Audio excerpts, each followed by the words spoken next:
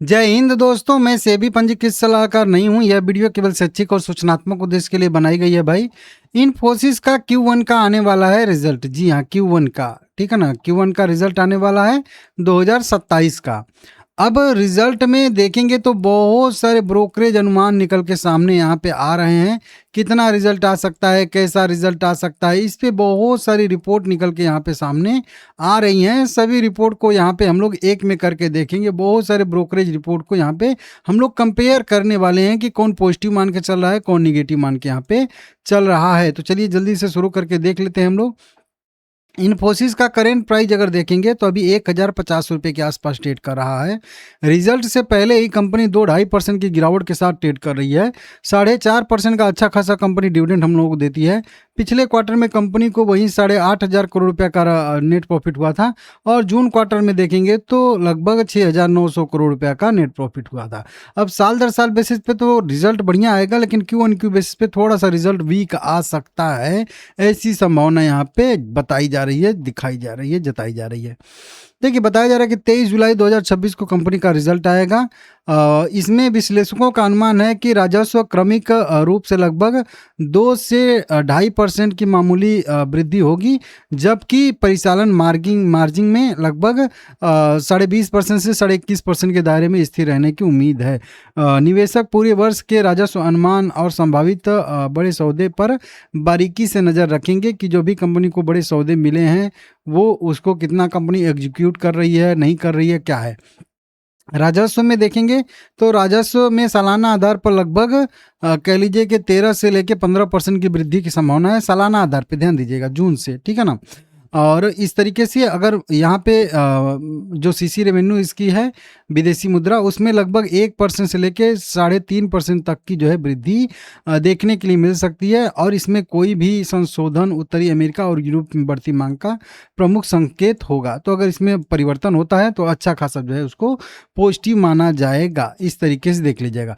बड़े सौदे पे खास करके लोगों का फोकस रहेगा कि जो आईटी में खर्च जो कंपनियां कर रही हैं उससे मतलब क्या बेनिफिट हो रहा है।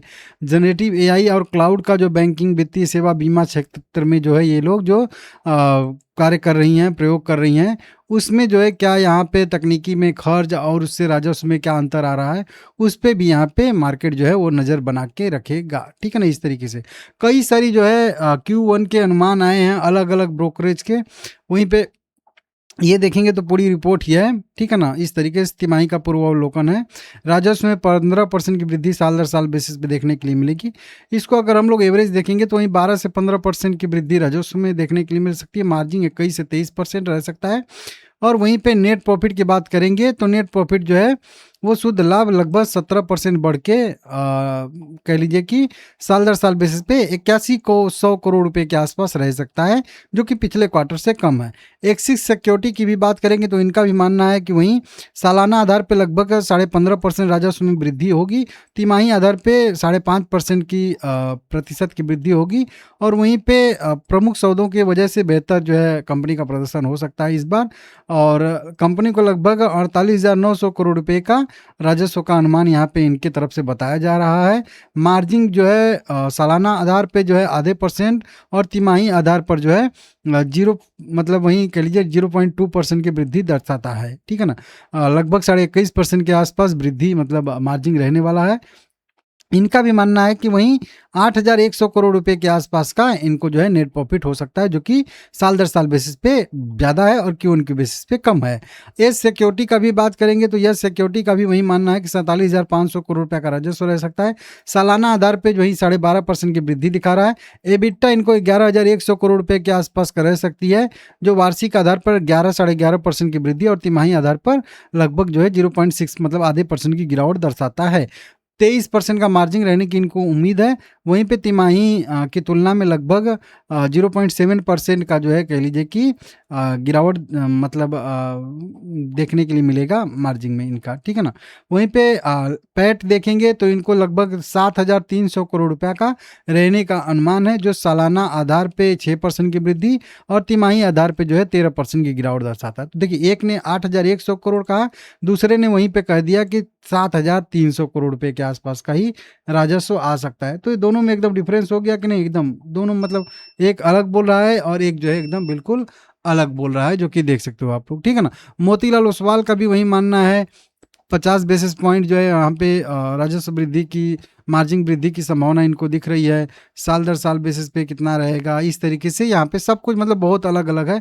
HDFC सिक्योरिटी का ही है, वहीं पे वो भी कह रहे हैं कि वहीं 7,800 करोड़ रुपए का कंपनी को जो है लाभ हो सकता है, वहीं 48,400 करोड़ रुपए का इनको जो है, ये बिलियन में लिखा है लेकिन मैं आपको NIR में कन्वर्ट करके बता रहा हूँ।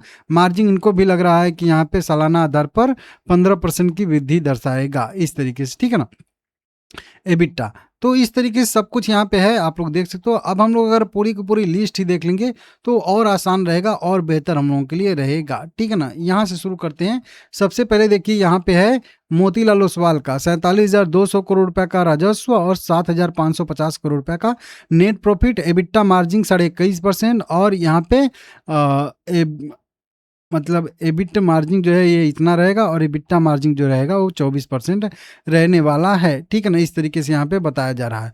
इनका भी यहाँ पे बताया जा रहा है कि 47,000 करोड़ रुपए का राजस्व रहेगा और शुद्ध लाभ 7,500 करोड़ रुपए के आसपास का रह सकता है, ऐसी संभावना यहाँ पे है। सिटी का भी मानना है 46,800 करोड़ रहेगा और 7,380 करोड़ रुपए का नेट प्रॉफिट रहेगा। इनका भी मानना है 47,300 करोड़ रुपए का जो राजस्व रहेगा, शुद्ध लाभ जो रहेगा वो 7,600 करोड़ रुपए का रहने वाला।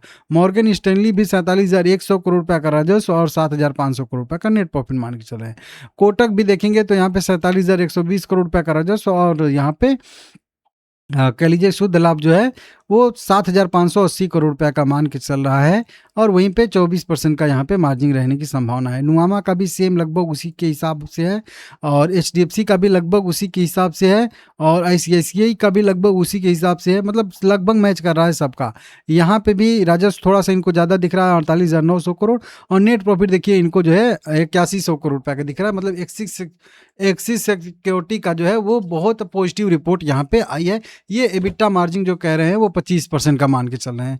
सर्वसम्मति से भी देखेंगे तो यहाँ पे यही चीज़ हम लोगों को देखने के लिए मिल रहा है और इसको कंबाइंड भी देखेंगे तो वहीं एक्सिस सिक्योरिटी का थोड़ा सा बहुत पॉजिटिव यहाँ पे है रिपोर्ट है। बाकी सबका लगभग 7,500 करोड़ रुपए के आसपास यहाँ पे भटक रहा है नेट प्रॉफिट। तो इसको आप लोग देख लीजिएगा, इसी से हम लोग कंपेयर करेंगे। मैं इसका स्क्रीनशॉट लेके रख लूंगा, जब भी कल रिजल्ट आएगा हम लोग देखेंगे कि एस्टिमेट को बीट किया नहीं किया, ठीक है ना। इस तरीके से लाइक करके चैनल को सब्सक्राइब करिएगा और आपका क्या व्यू है, कितना नेट प्रॉफिट आ सकता है, कमेंट करके बताइएगा।